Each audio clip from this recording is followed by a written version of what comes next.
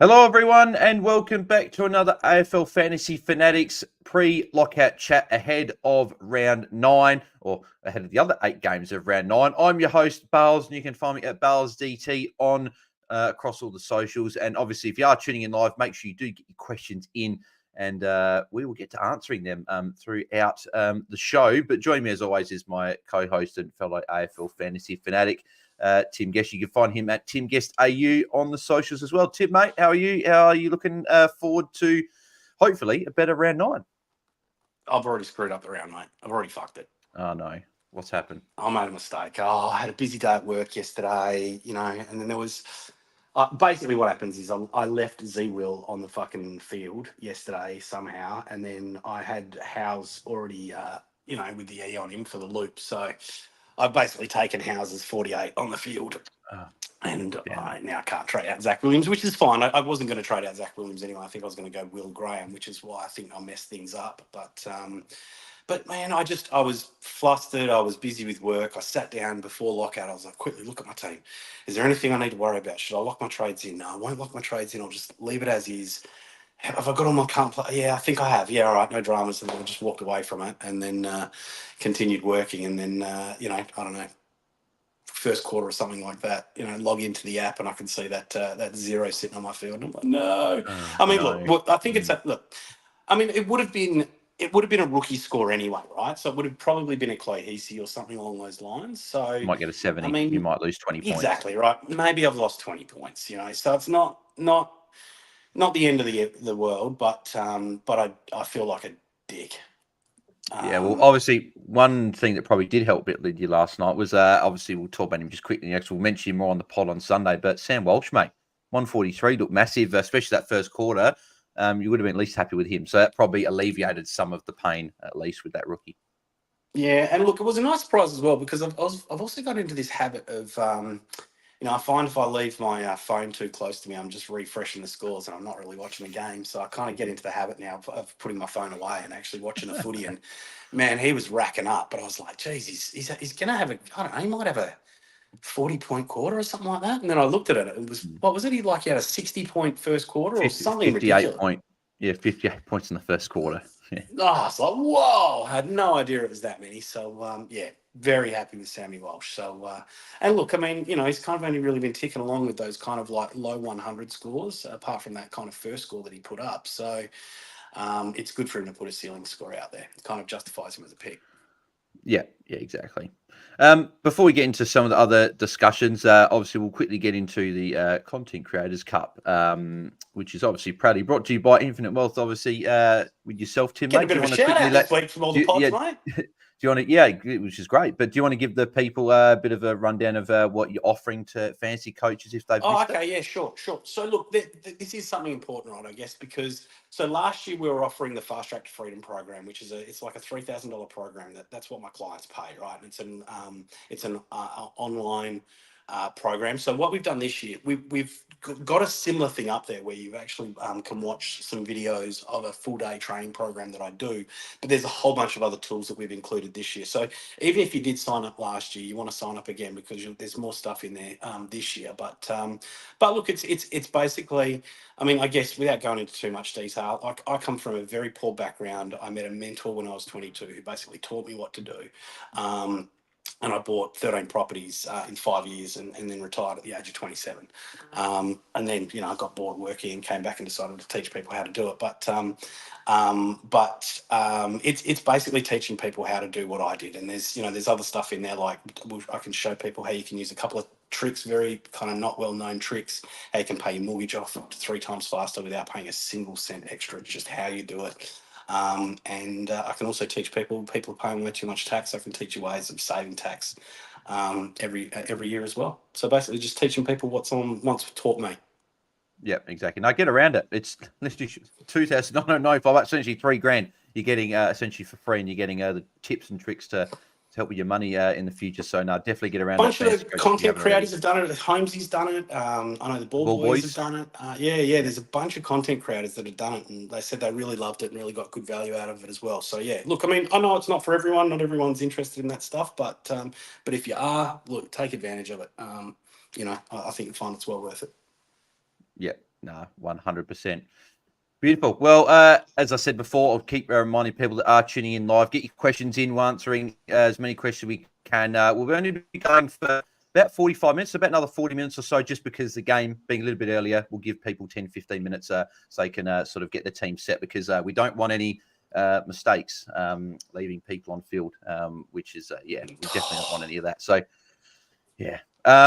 But yeah, so we'll talk cover issues first, Tim. I normally so do something like that once every year, so hopefully that's it done, and it didn't handle too bad. What was it? Last year was what? Was it Matt Johnson or something? I think it was like home. No, was it a Holmesy? I think I did a bit like a Holmesy, like I did a loop where I didn't actually put the E on or something like that. Yeah, it was Matt. Yeah, Matt Johnson. Yeah, Matt Johnson.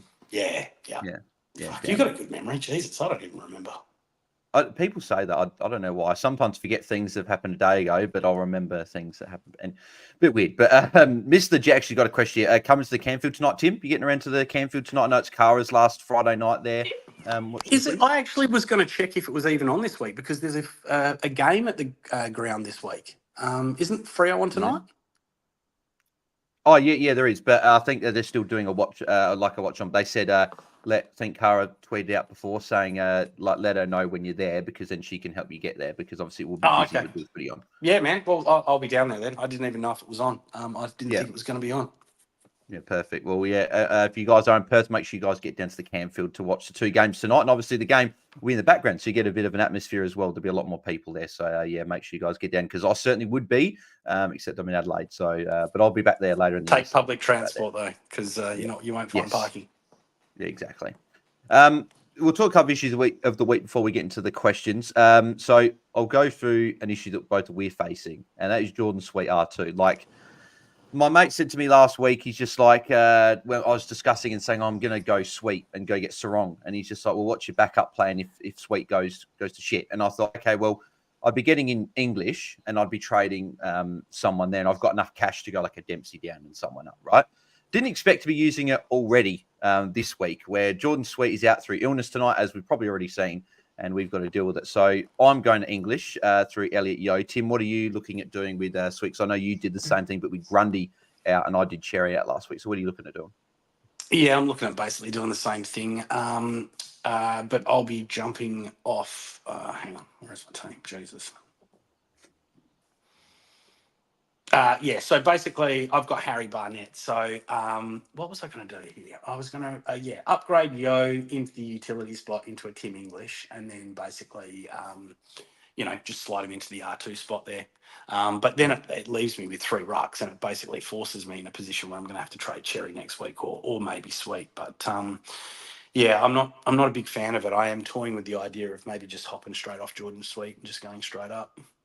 Yeah, I think because I can get the moves done enough, and I've got plenty of cash, obviously, with going Williams down, because it was Peatling, but with him not in the side this week, deciding to go. I've got Rev at the moment.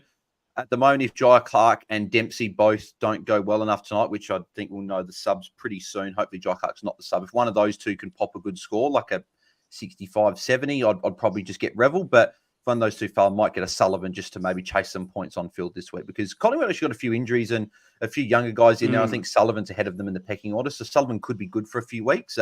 And West Coast this week could put up a solid score. He'll play midfield because of no De Goey and no Mitchell. So I'm tempted by that as well, and they're about the same price. I'm going to grab English. But we do have a question from Justin Fletcher, which I'll go into now, because it sort of relates exactly to this. He's saying Jackson or Vicentini for Sweet R2. So for those coaches that maybe can't get up to an English or a Marshall, or couldn't get up to a Gorn last night, and looking at a different option, what are your thoughts on swinging your Luke Jackson into the ruck maybe for a week to cover Sweet, and then or potentially getting a Vicentini on your bench, which I'm a little bit less keen on than the Jackson one?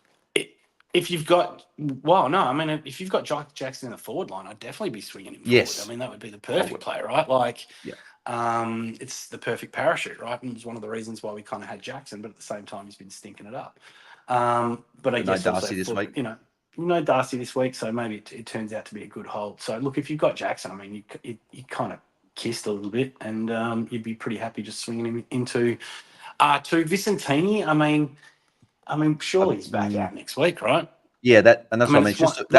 What's the point for 20 grand? Yeah. Unless the only way that I could see, see becoming an option is say you've got a Connor Rosie, right, and you're going to do like a sideways trade, and you're left with enough cash to upgrade a Harry Barnett. Like I think I'd be down with that, because then it's not costing you anything.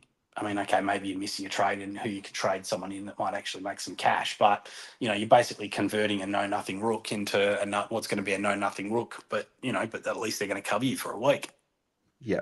I don't like if you've already got like a Barnett or a Livingston there. I don't like getting Vicentini as well because then you're just piling up those red dots. So, but what about if you turned Barnett into a Vicentini?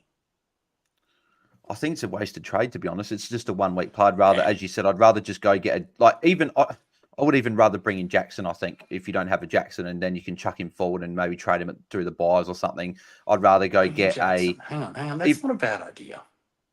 I wouldn't do it just because he hasn't looked good, and Darcy, it sounds like it's only going to be a week, but you could. Yeah, no. If it's only going to be a week, no way. Yeah. I think you've got... He was looking terrible.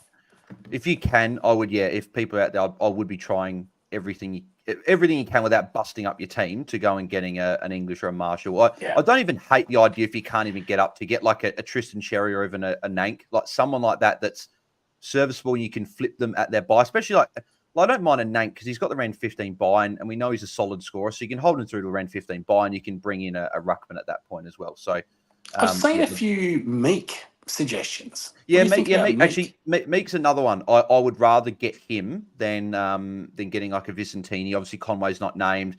We had a question before from Ali A saying thoughts on copping a donut to bring in Sinclair and Dacos for Sharp and Yo, and I'm assuming that's get like the R2 fit or something. I just can't bring myself to copying a donut regardless because that 30, 40 points I don't think it's about nothing. bringing yourself to being able to do it. I think you might as well just delete your team. Like you've given up on life if you're going to take a donut. Yeah, I can't do it personally. So you can't you can't afford to even a spud rookie is going to put 40 points. You can't afford to miss out on 40 points. Exactly. Not in this game. Yeah, I wouldn't be taking a donut. And Angela actually says donut equals season over. And I think that's probably not a bad statement. I think that if you're getting a donut, you're either just sort of accepting your fate. Just try and work around it. Try the best you can. There we go. I think it's like buying a pair of Crocs. Yeah, exactly. It's a sign you've given up on life. Reese, FM, no late changes to either side for Geelong and Port Adelaide tonight. Subs for Geelong is Ocean Mullen and Port Adelaide France Evans. That's perfect. So I've got Jai Clark and Dempsey both being able to potentially be looped on my field tonight. So in a week where I've probably got to play that extra rookie with fixing this other issues up, that's a good thing.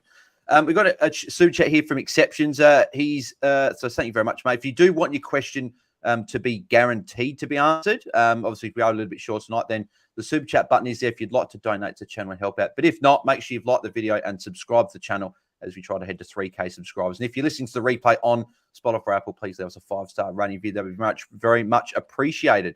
But his question is, hold Will Graham? And he's got 3 little questions here. So hold Graham. What are your thoughts? No, get rid of him.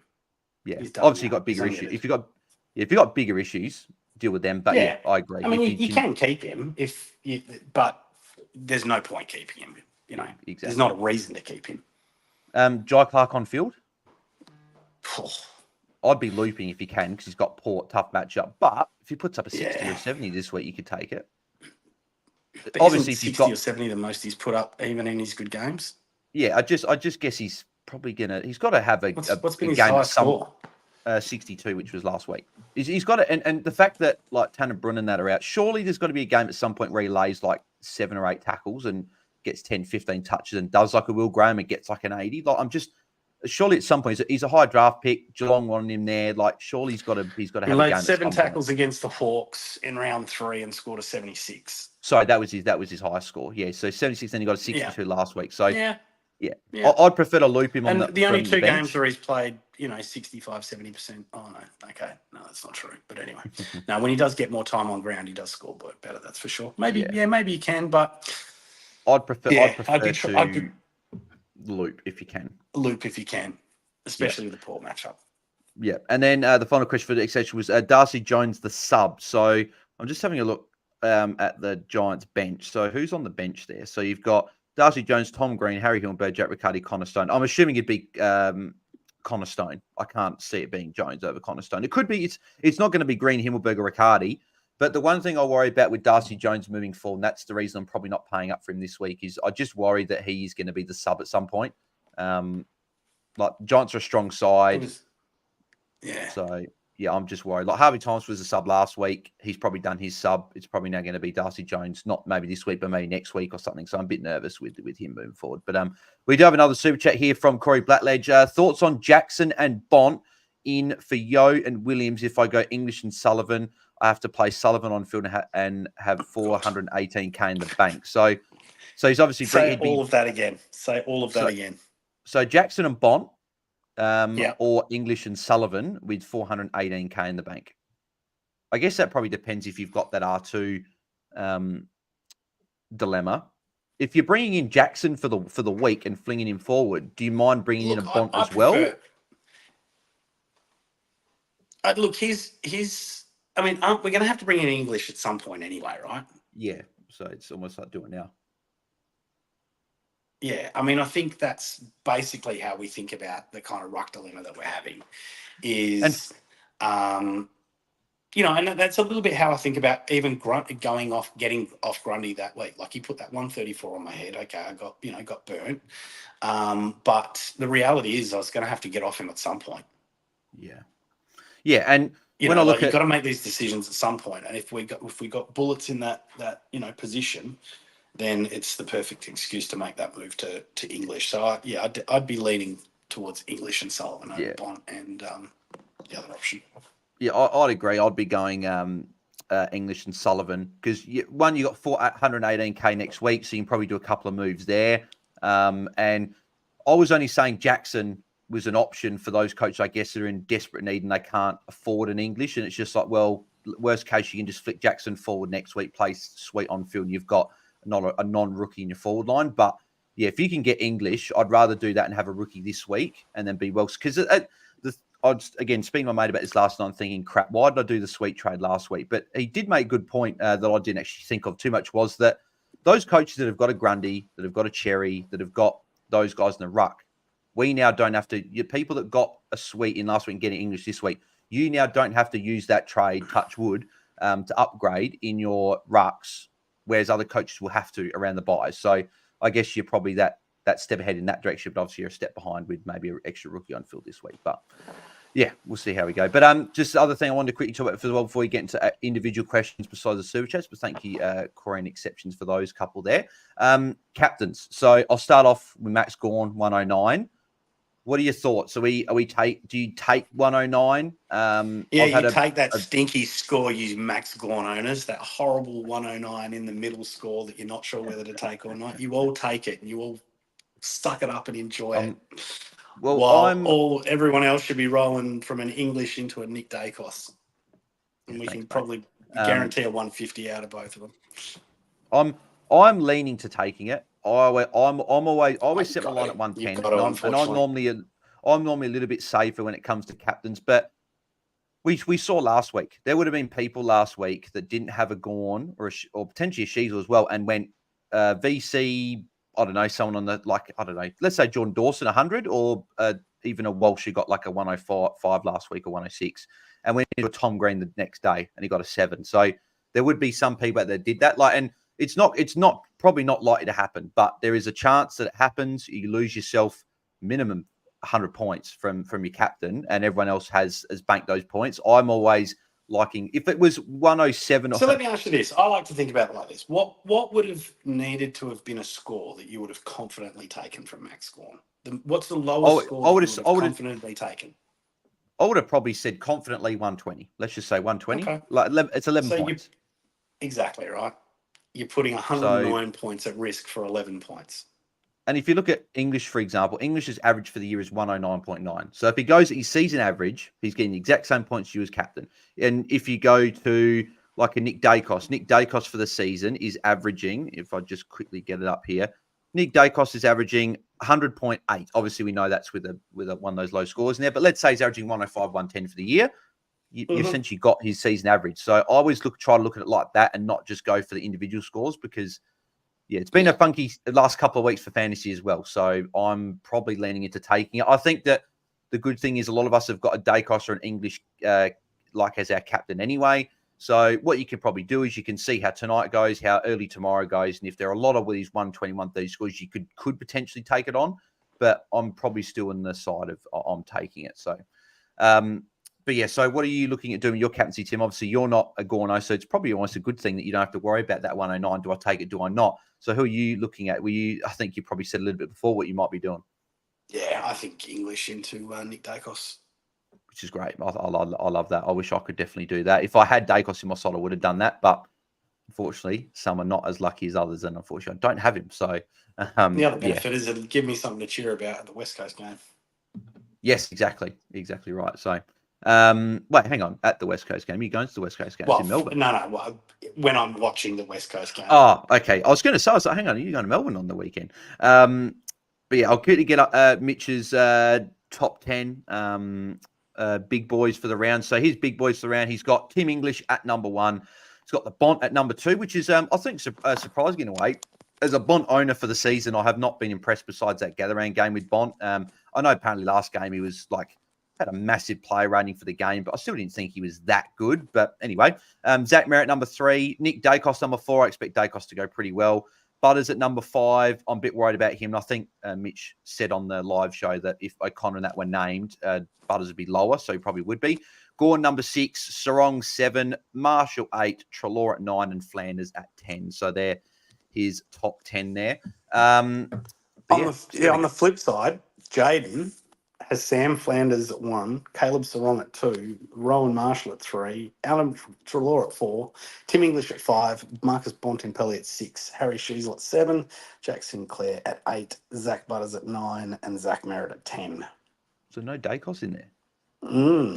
Interesting. Mm-hmm. Yeah, I see. I would have gone Sarong VC over Gorn. I was thinking about it, but I thought Sydney tough matchup. Row bottom could just sort of run with that with Sarong and with the wet weather. You don't really see these to have a massive score. You've either got to have an insane amount of tackles, and that's the thing, or you've got to have those marks and projections, based on figures, right? Not subjective variables. Yeah, exactly. Beautiful. All right, let's smash through some of these questions. We'll be live for just over 20 minutes because we do have just under 50 minutes before the game starts. So Jim's got the first one. Sinclair or Sarong? Tough one, actually. That's a really tough one. I mean, I think it's got to be... I'm kind of... It's funny because ask us probably 3 weeks ago, I think I'm Sinclair comfortably because you saved yourself 120 odd K. But I think with buys so close, it makes it very difficult because Sarong's got that great buy. He's got that. This is also really hard because they're two completely different positions as well. But I mean, obviously, a lot of people have DPP. But I think Sarong is a great. I mean, he's probably up there as one of the number 1 trading targets in terms of, a midfielder to have because of that buy. But at the same time, I think Sinclair is also a really great buy. Got a great run as well coming up. Great run, change in role. Does this depend if that 120K or whatever the difference is between the two can really help you next week? Like if you need that extra 100K, would you go Sinclair? It's team dependent for sure. Yeah. Look, I mean, it's that money's 970 to Sinclair's 846. So yeah, literally 124K. My instinct is to say Sinclair is the better trade because I think you can do a lot with that money. I think I agree as well, but Sarong is definitely a good option. So if you're going Sarong, Jim, I think Tim did say he's a little bit team dependent, but Sarong for the value. I'll say if you've got to make me choose, but I do really like Sarong. I brought him in last week and was very happy. So, Sean, would you pick Darcy Jones over Sullivan or Revel this week if you can afford it? Well, I'm in this spot, Sean, as well.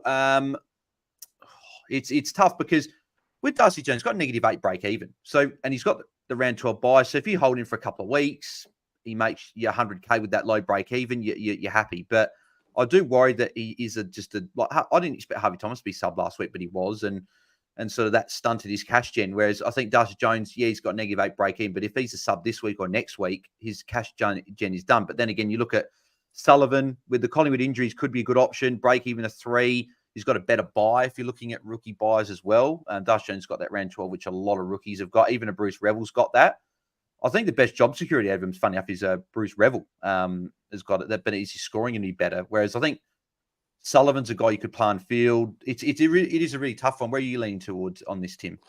I don't. I really don't know. I actually think, I was going to say at the top of the show kind of thing when you were asking about, the trading. I think the harder question this week is not who to trade in. It's on the top end of the trade. It's on the bottom end of the trade. Like you say, Bruce Revel. I mean, I'm not convinced at all. I mean, hey, look, great kick, right? But no point if you can only play half a game. Although, obviously with all the injuries at Brisbane, especially in that forward line, that does do his job security some good. I'm leaning towards Sullivan just because, if anyone's going to score, it's probably him. I don't know if I'm, what's the word, like Mitch romanticizing it a little bit, like the story of it all, I think I'm being a bit fingers crossed and closing my eyes and hoping for the best when it comes to picking him. And then the other option, Darcy Jones. I mean, the other way that I've also tried to think about it is we've also got to look at price, right? Like it's almost like, if all things being equal, you'd get Darcy Jones this week because next week you can then get, probably Sullivan. And then the week after you could probably still afford to get Revel or something like that because maybe he's only still under 300K. But the buys come into it heavily in terms of rookies that you're trading in as well. I mean, for me, I'm kind of leaning towards Sullivan, but once again, I this is also where I know I can tend to be a bit optimistic, and I'm just hoping for the best.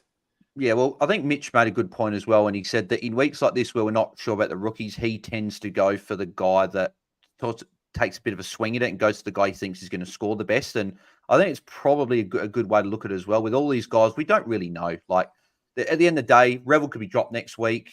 Darcy Jones could be dropped next week. Sullivan could be dropped next week. I think they all could be dropped at this point because if they were going to be a rookie that were going to be solidified best 22, it's either taken a lot of injuries or they would have started the year in the team. So that if you're looking for a guy that you know is going to be there through the buys, I think your best bet out of all of them is actually Dan Curtin. I know he didn't score great last week, but he's a guy that's going to be in the team for the next 3, 4, 5 weeks. Crows aren't going to drop him. He's a top draft pick. He's got around 15 buy as well. So that could also help. So I haven't ruled out getting get Sullivan next week because, I mean, we also got to think about who the hell are we going to get next week.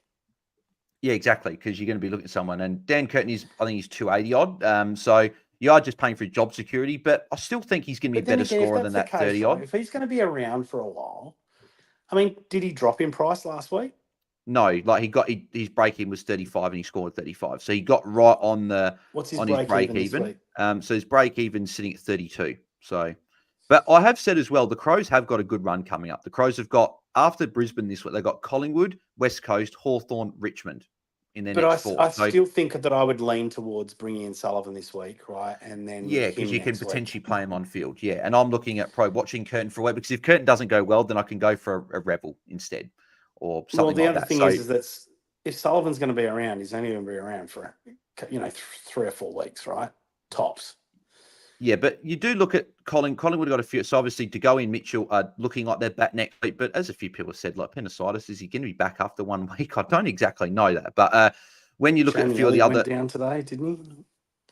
I'm not sure. I think actually is listed as injured. My check's out for a few 2 to 3 weeks. Bo McCree's out for 1 to 2 weeks. So they've got a few injuries there. So I could see a world where Sullivan's clearly ahead of those other guys that came in today.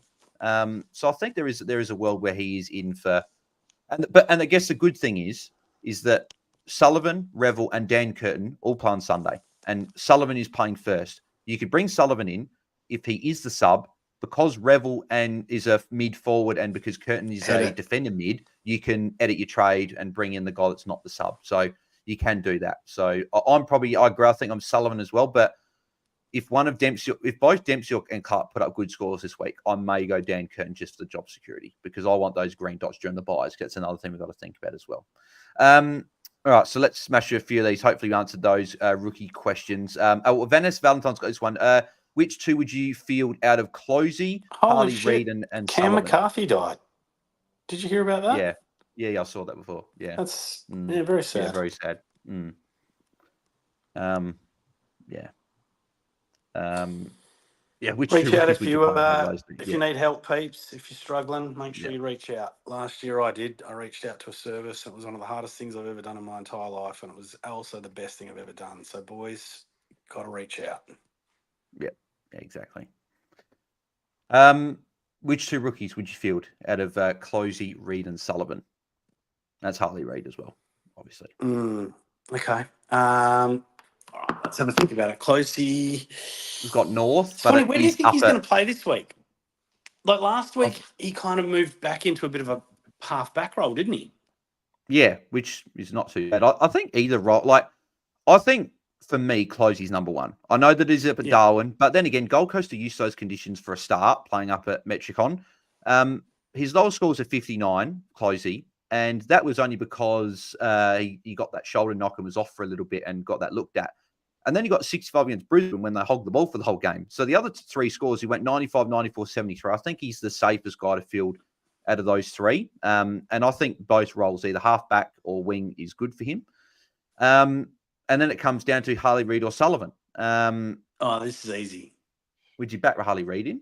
Oh, mate. Playing against Collingwood under the roof. With no DeGoey and no Mitchell. Mate, I wouldn't be surprised if he puts like another kind of special game together. Like he kind of steps up for those big games, you know. Well, no Yo means that he's probably got to step up a bit more as well. Yeah. He's had a longer break because it's on the Sunday as well. First game. Is this his first game in Melbourne as well? I believe it is. I think it is Probably. for the season. So, bloody Eagles hardly ever playing Melbourne. Yeah, so that there might be that factor of his family will be there and everything. So, yeah, like look at this. So Adelaide Optus, I know, played against Bulldogs at Marvel in round 3. But again, playing at home in front of his friends and family, I think that he'll want to. He didn't have a great game against the Dogs that last one, so he might want to have a bit better game this time. So, I think it's Closey and Reid for me. I think you back the rookies that have played a few more games. But Sullivan could put up a good score. Could you imagine those two? Could you imagine Dacos and Harley Reid lighting up at the centre bounce? Yeah, exactly. Well, I think that they might actually just for the theatre.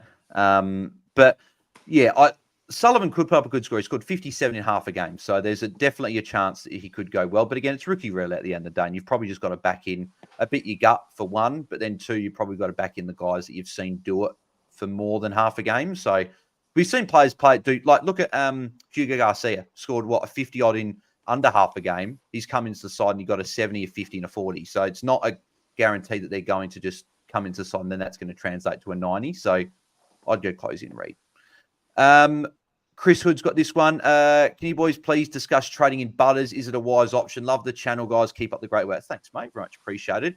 I'm probably against trading Butters in this week, personally, just with the potential tags coming for him tonight. I think there are a lot of good options in the midfield this week. I think Butters is a good option next week when he's got North and Hawthorn, or it's Hawthorn then North in consecutive weeks. And Rosie might be back next week, if not the week after. Are you in agreement with that, Tim? Would you go for another option this week? Yeah, I don't like the fact he's probably going to get attention. Who do you think is going to go to him tonight? Sorry, not tonight, this week. Well, it could be O'Connor or Atkins. Could be either or. I could actually see O'Connor going to White, like playing just sort of a stoppage, like not tagging Wines, but going to Wines because he's bigger body, and Atkins going to Butters because Atkins is a bit shorter. So I can see that. Anyone else on the same buy that would be a good option for him? I wonder if that's why he's looking to bring him in because of the buy. Well, if he gets Sarong, I'd get Sarong. Maybe.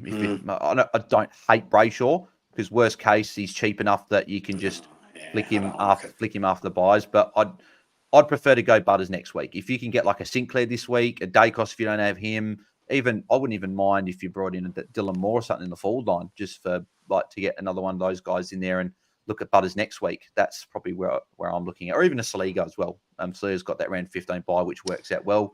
You can flick him at that buy. But if you're looking at 900 plus players, I wouldn't worry about a Dylan Moore. I'd be looking at more like your Gouldens or your Sarongs.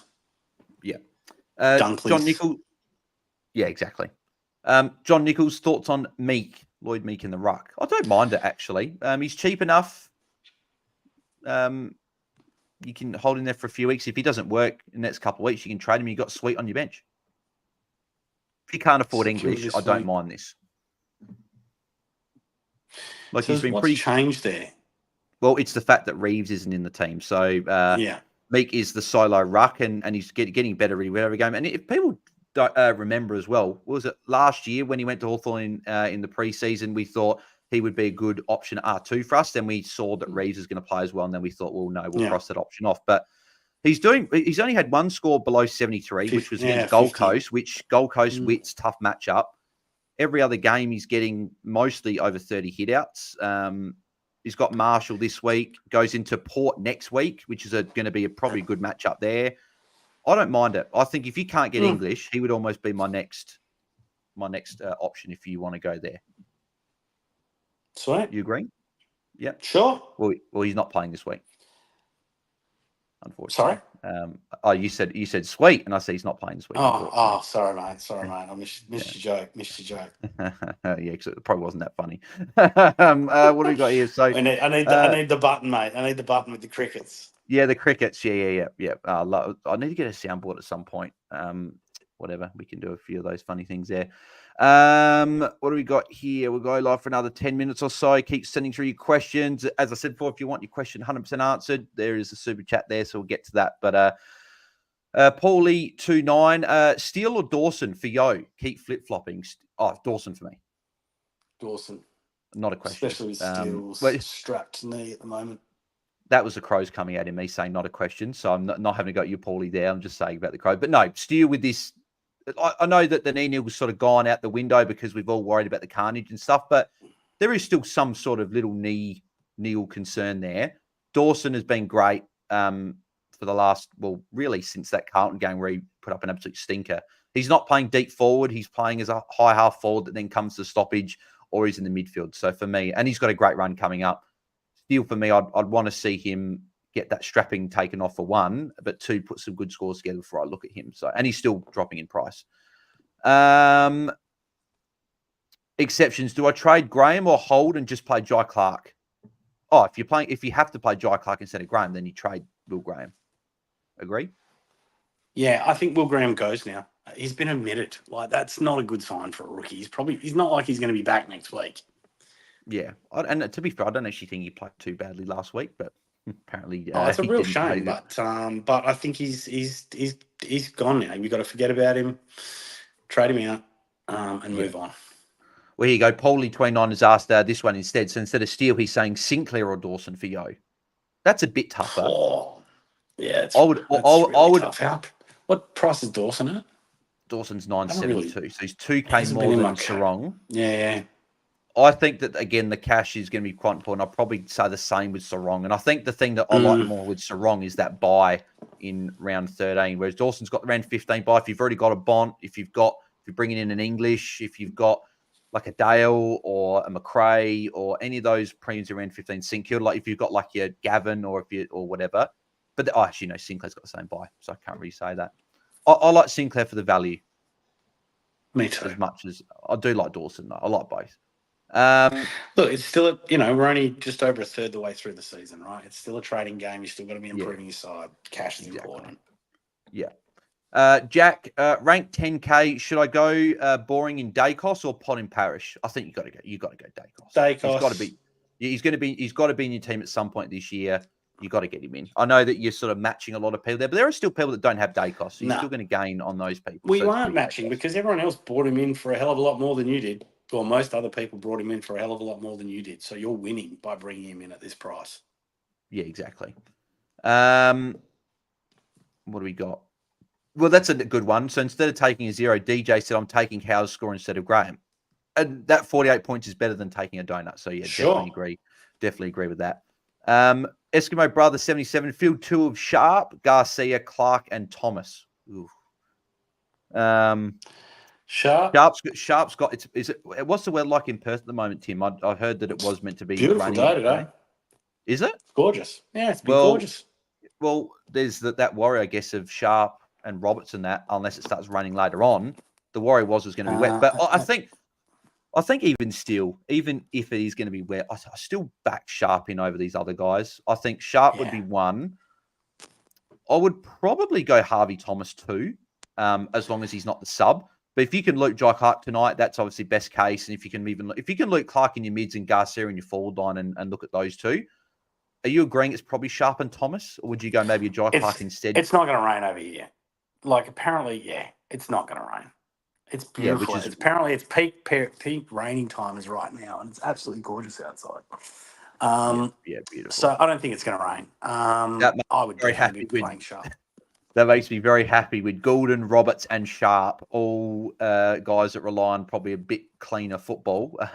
So fingers watch me crossed. Be wrong and watch it bloody rain in like 20 minutes or something like that. Fingers crossed at it. Nah, there's nothing. Let me check. I'm going to even check the radar. Yeah.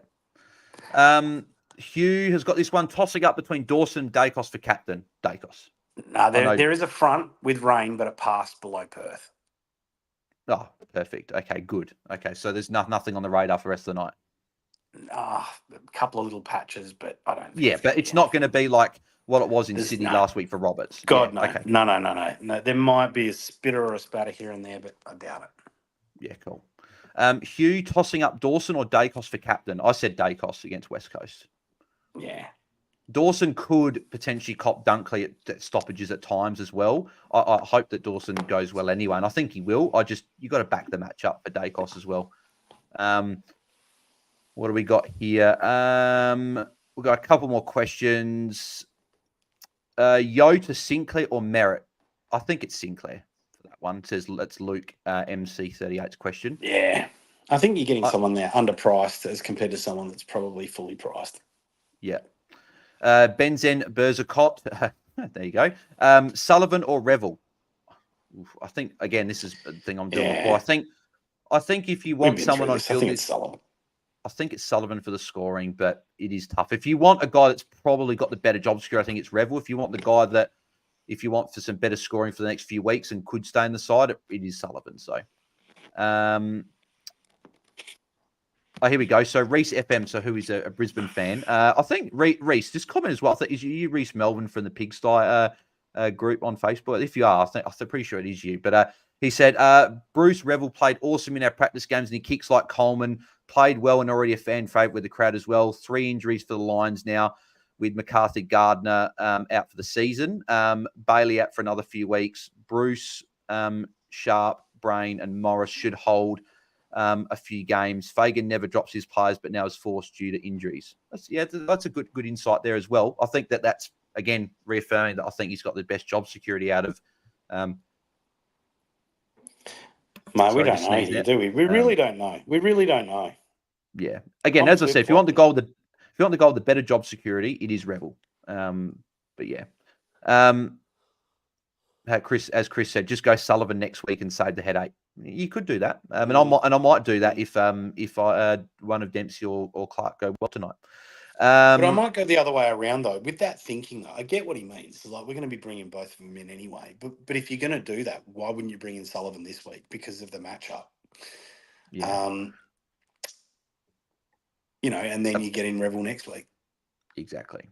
Apparently, Jack as well. Obviously, we're talking about Cam McCarthy before. Apparently, Corey Williams, who was an NBL player, apparently passed away as well today. So yeah, terrible day for sports in Australia. That's for sure. So. Yep. Thoughts and condolences go out to both Corey and Cam's families there and all of his friends and stuff as well. What do we got here? We've got a couple more.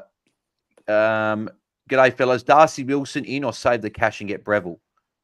Jeez, I don't know if you can bring Darcy Wilson in now. He's been great, but I don't know.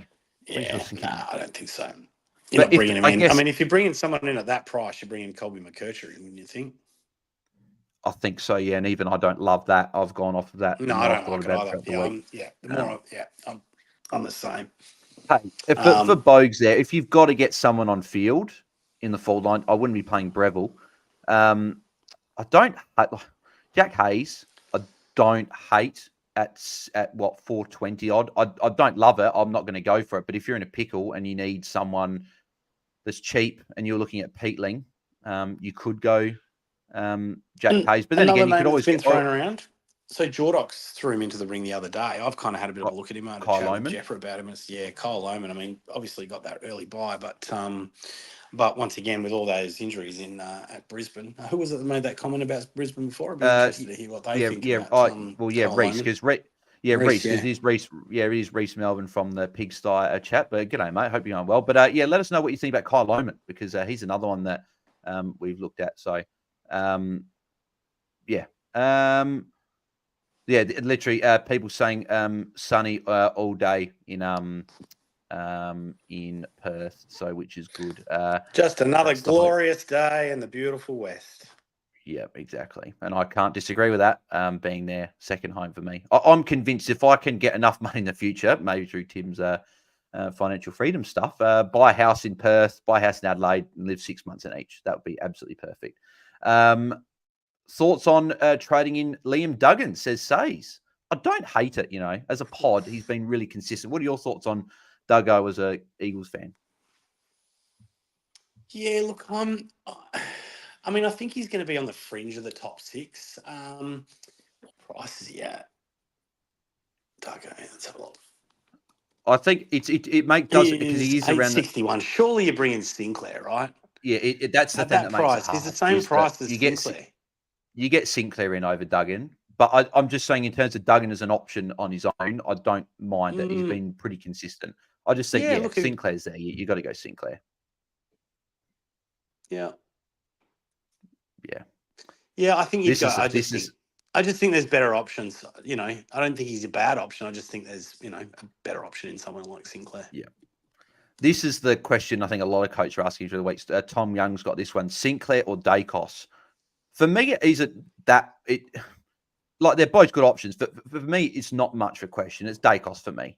I think you've just got to get him in. He's just that player that you're going to want at some point throughout the year, and he's the option. And at the end, Dave, we've only seen one game from Sinclair in the midfield, and it was against North Melbourne. So there's no guarantee that this just continues. But he's a great player, and there is every chance that he scored, and he probably likely keeps scoring well. But it's not that much difference between Sinclair and Dacos. So I'd be going Dacos. Are you in agreement with that? Or something like that. Yeah, I'd be going Dacos over Sinclair. But, they're not that... Sinclair's not that far behind.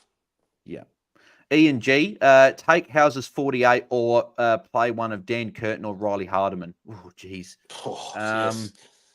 You can't. Hardiman, you have to cross off. Don't even look at it. He's got Gold Coast at Darwin. There's just no. That's why I'm a bit nervous about your McKerches and stuff, and especially North Melbourne have brought in a few of those mids, Phillips, even a Greenwood who might play some CBAs and Lazaro. That means Sheasel's probably going to go back. Well, maybe go back to half back, but also probably is bad for Tom Powell as well, which is not good. But Tom Powell is not a priority for a lot of us this week. But what are you doing? You take Houses 48 or Curtin? I think you've got to play Dan Curtin at that point. 48. Worst case is Curtin probably gets what he got last week. Gets a 40. You've lost 8 points. Best case, he gets a 60-plus score and you're gaining potentially 15, 20 points. Is that what you'd be doing? So he was subbed out after playing how much time on ground last week? Is it three-quarter time? But I do think that was because Brodie Smith was a sub. I think with the Crows this week, I don't think they're going to sub Dan Curtin out 2 weeks in a row, and he's not a starting sub type of player. Let me just have a quick look as a Crows man at the lineups. I'm not going to take Roy's job of being the submarine guy, but Crouch, Ned Curvis, Brodie Smith, Ned McHenry, Braden Cook. I would probably say it's Ned McHenry as the sub this week. It could be Braden Cook as well. It's not going to be Brodie Smith again. And it's not going to be Crouch or Nankervis. So for me, it's going to be one of McHenry or Cook. So, and those guys are guys we probably sub out almost a like-for-like player. So I would say that it would be McHenry. And you think Dan Curtin's got it in him to put a 60 up there? Oh, no, what I'm saying is that with a 48, do you really want to lock in a 48? Whereas I think worst case is Curtin gets what he gets. That could be a 30. I think it's against Port, and he looked good at last week. He actually didn't get used a lot as well. I think this week he will be used a bit more. I think that would have been something in the review that they would have said that Curtin was free a fair few times and the Crows didn't use him. So I think this week they'll get it to him a bit more. It is against Brisbane. I'm not expecting the Crows. Well, part of me is hoping the Crows will win, being at home, and Brisbane are a bit undermanned as well. So hopefully Curtin gets amongst. But I'm just saying that I think worst case you get a 35-40 from Curtin. You lose 8 points or a tiny bit more. But in a good scenario, gets a 50, 60 plus score and you're gaining points. I'm just thinking that it's one of those ones where you're probably better off just throwing it at the stumps and seeing if Curtin can go more. All right. But yeah. I mean, I think you'd know Adelaide better than I would. Cameron Shanahan, thoughts on Bont VC into Dawson captain? I don't mind the Bont VC. He could go big this week against Richmond. I don't see him really copping much attention. And with Libba out. And you're worried about that Dunkley. Yeah. I'd go Bont VC if you can. And if you got a Dacos, go Dacos captain or something like that. But I don't hate the Dawson captain as well. I'd probably do that. Moon Boy said, because obviously Moon Boy's in Perth, he said, bomb, obviously Bureau of Meteorology, for those people that don't know what bomb is, 15 mil of rain at 100% with a thunderstorm and not a single drop we've had so far today. So, yeah, exactly. We'll have to see. And apparently, yeah, Reese is saying rain. It's been sunny all afternoon. Yeah, that's what I mean. And Reese, because I think Reese is a Brisbane fan but lives in Perth. He said it rained for 5 minutes this morning and that was it. So everyone's saying, yeah. So, well, which is good. That's good for us because a lot of us have got Roberts and Sharp and guys like that. So, okay, we'll go two more here. Dale or Darcy Parish for Rosie, getting Sinclair in for Yo. So, what are you doing? You're getting Dale or Darcy Parish. And one thing I will say with Dale is that with Libba out for an extended period, or that's what we probably anticipate, hopefully comes back soon, Libba, is that with Richards probably going into the midfield, means these Dale's got that role back there. I think I'm still Darcy Parish, though. She probably got too many defenders. Sure. If you bring it, exactly. It's bringing in Sinclair, right? That's what I thought. It's like, how many defenders do you need? Yeah. Actually, Jack's got this comment for you, Tim. He said, Tim, just wanted to say thank you for speaking and about reaching out. It is inspiring and something men should talk about more. Admitting you need help and reaching out is the most courageous thing a man can do. Sure is. Keep spreading the positive vibes and lads. So that's what Jack's saying. Thanks, Jack, for the nice comments there as well. Cade saying, sweet to English and Yo to Peatling. Well, I've definitely crossed it off now. Peatling's not playing Cade. He was dropped, which I was a bit surprised with. Or go Yo to Sinclair and Rosie to Parish and hold Sweet. Although maybe it's a good thing because we might have been, tempted to trade him in and then, it might have been stuff. Yeah, it's a bit of a blessing in a way. Yeah. But yeah, Cade, with those trades, you're doing Yo to Sinclair and Rosie to Parish, but holding Sweet is if that's you taking a donut, you can't do that. So I'd be going Sweet to English and even just going almost holding. You probably hold Yo at that point. You go a Graham down to a Sullivan or a Revel this week, and you move someone on next. Well, you don't trade Sweet anyway. I think if you're doing that, I'd go Yo to English, and because you're going Sweet to English, I'd keep Sweet. I'd go Yo to English, and I'd go Rosie to Sinclair if you can do that, and play a rookie on field this week. That's what I'd be doing there. Okay, final question we'll go for is Maltesing saying, thoughts on Dylan Moore or Bailey Dale? I think on this one, I'd probably go Dylan Moore just because he's probably going to be a top 6 forward, whereas I don't think Dale will be a top 6 defender, as good as he's been.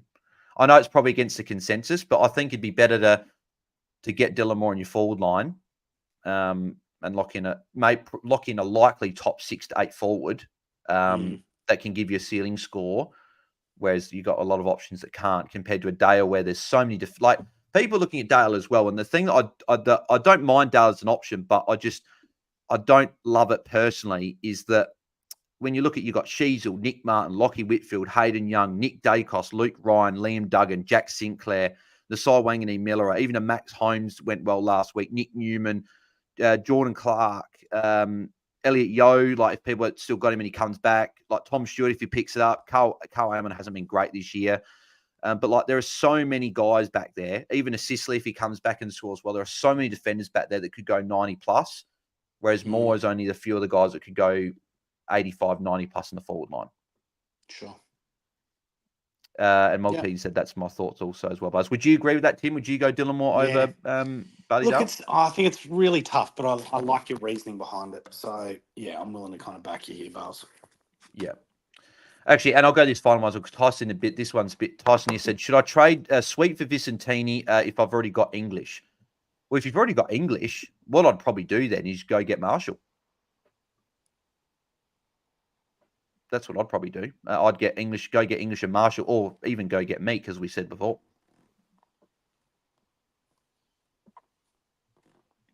What are your thoughts with that, Tim? Marshall. What do we think about Marshall's injury woes?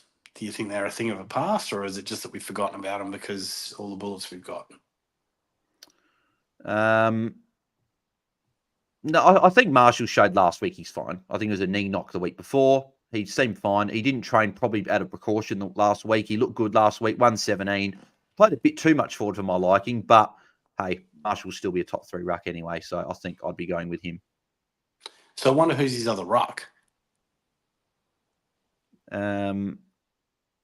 Actually, hang on. Crap, we've missed one here. Brady has said, any word how long Baker's out for? I've just realised Liam Baker's not playing for Richmond. Yeah. Tomorrow. He's injured. I didn't realise that.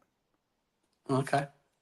Okay, well, there you go. There's another potential forced trade for people if they've got him. I don't know how long he's out for. If anyone knows how long Liam Baker's out for, then that would... I did see something about it today. Let me have a look. Thank you, Maltesing, for the other super chat there. Really great work. Thanks, mate. Very much appreciated. Thanks for sending in your question. I don't know. That's the first I actually heard about Liam Baker. I've seen news today, but I didn't actually hear anything about Baker.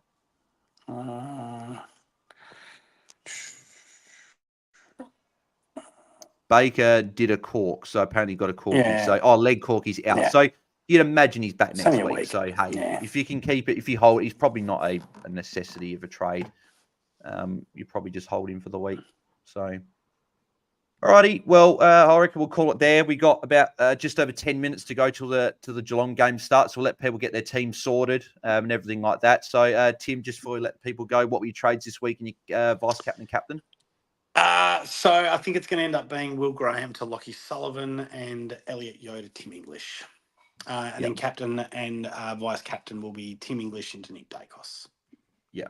And I had Gawn VC, probably taking it, depending on how everyone else goes tonight and tomorrow, but very likely taking it. And then trades will be very similar. Zach Williams down to probably Sullivan at this point, but if maybe a Dempsey and a Clark can go solids tonight, I'd take their scores. I'd probably just go get a Reveler or a Dan Curtin. And then on the other end, I'd be getting English in for Elliot Yeo to cover Sweet for the week. So that's what I'll be doing there. But apparently the Baker news only just came out, so I didn't miss it. It just came out recently. So, but yeah, the carnage continues. Hopefully that is it for the carnage. Hopefully we get no more carnage. But appreciate everyone that tuned in live, and thank you very much to Corey Blackledge, Exceptions, and Maltesing for their super chats throughout the stream today. Very, very much appreciated. If you guys did enjoy it, make sure you do leave a like on the video and subscribe to the YouTube channel. We're on our way to 3K subscribers, so that'd be very much appreciated if you guys can help us reach that goal before the end of the season. If you are listening on Spotify or Apple to the replay, firstly, can you please leave us a 5-star rating review? That very much helps us out a lot, and it only takes a couple of seconds to do. But if you can, head over to the YouTube channel and subscribe as well, so you can help us reach this goal of 3,000 subscribers. Thank you, everyone that tuned in live and sent through their questions. Tim, any closing thoughts before we let listeners go? Happy trading. Yeah, exactly. Isn't that what Royce says? Royce. Yeah, happy trading. Yeah, there you go. Yeah. So, happy trading, guys. Exactly. But yeah, beautiful. And make sure you guys get down to Canfield if you're in Perth tonight, and also get Tim's financial freedom stuff with using infinitewealth.com.au/AFL Fantasy as well. So, thank you very much, guys, for tuning in. Good luck in round 9. Hopefully, you guys, all of us don't have as much carnage. Hopefully, it's a good weekend, and we'll catch you guys on Sunday. It'll be half an hour later than normal. It'll be 8 p.m. Eastern and 6 p.m. Perth time as we do the round recap with another special guest. So thanks, guys, for tuning in. Good luck this week, and we'll catch you then. We're out. Cheers. See ya.